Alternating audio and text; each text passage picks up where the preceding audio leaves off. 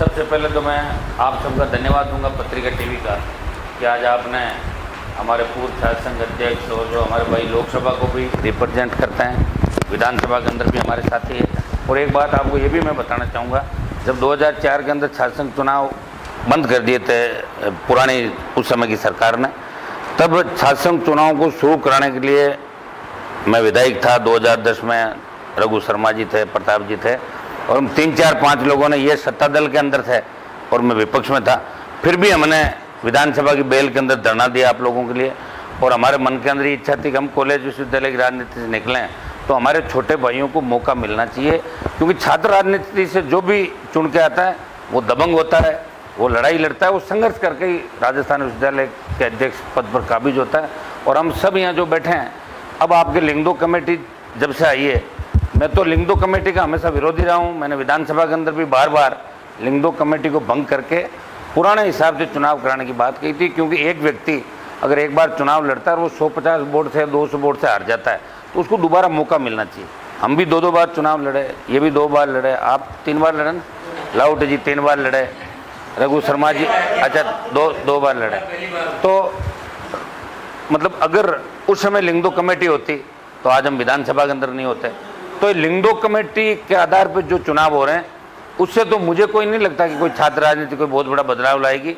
फरवरी के अंदर जब छात्र संघ कार्यालय बंद करा देते, कहीं तो वीसी करवा देते हैं और कहीं कॉलेज के प्रिंसिपल करा देते हैं कि अब एग्जाम शुरू हो गए, छात्र संघ अध्यक्ष ताला लगा के अपने घर जाओ।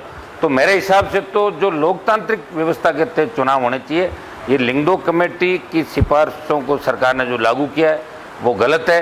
और हम जब हमारा अगर मौका लगा आगे आने वाले चुनाव के अंदर, तो ये तो तय है कि लिंगदो कमेटी को हम खत्म करेंगे। आप लिंगदो कमेटी की कुछ एक बार हनुमान जी आप बता रहे हैं कि कुछ सिफारिशें, लेकिन इसमें एक अहम चीज़ और भी है, क्योंकि पैसे का जो खर्च है उसका बोलबाला जो एक तरीके से कह सकते हैं धन बल जो है उसकी एक लिमिट तय करता है, लेकिन हकीकत क्या है वो तो सबको पता है। लेकिन एक वो छात्र नेता जिसकी वित्तीय स्थिति नहीं है लेकिन वो राजनीति में कैरियर बनाना चाहता है, तो फिर वो तो इस हिसाब से अपना कैरियर आगे कैसे बढ़ाएगा?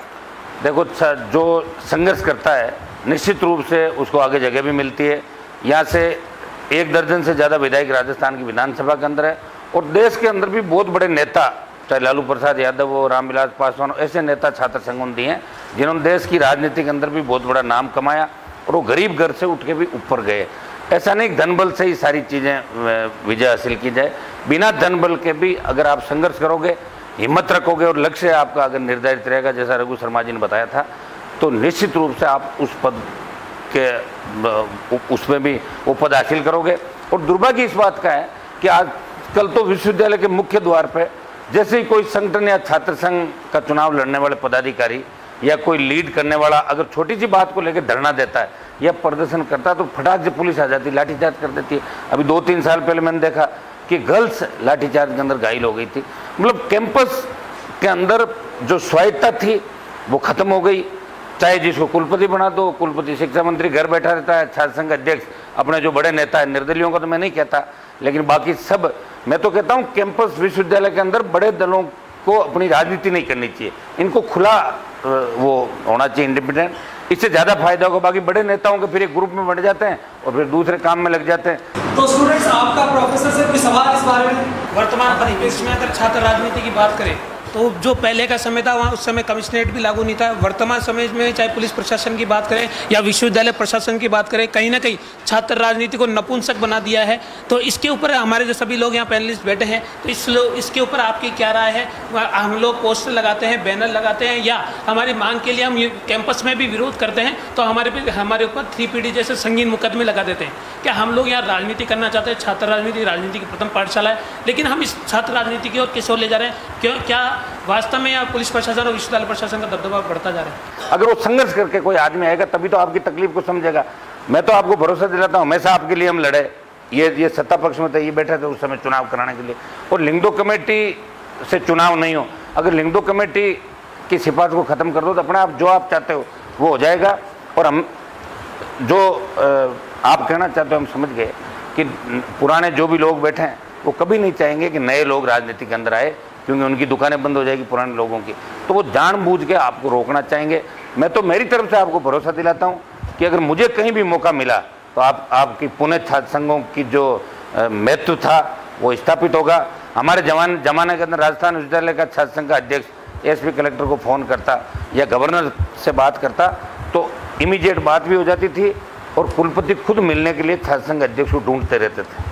वो ज़माना था। अब एक ज़माना यह हो गया कि आपको एडम ब्लॉक के अंदर घुसने नहीं दिया जाता, रोज़ पढ़ रहे हैं अखबारों के अंदर। फिर भी मैं आपको धन्यवाद दूंगा कि इन परिस्थितियों के अंदर भी आप लोग लंबी लड़ाई लड़ रहे हो, रोज़ पुलिस की लाठियाँ खा के भी आप अपने हिम्मत और हौसले के साथ बढ़े हो। मैं धन्यवाद दूंगा। छोटी बहनें जो आई है, ये भी विश्वविद्यालय उस जमाने के अंदर छात्राओं के अंदर इतना जोश नहीं था, इतनी छात्राएं नेता नहीं थी जितनी आज विश्वविद्यालय और राजस्थान की अन्य कॉलेजों से आगे बढ़ रही।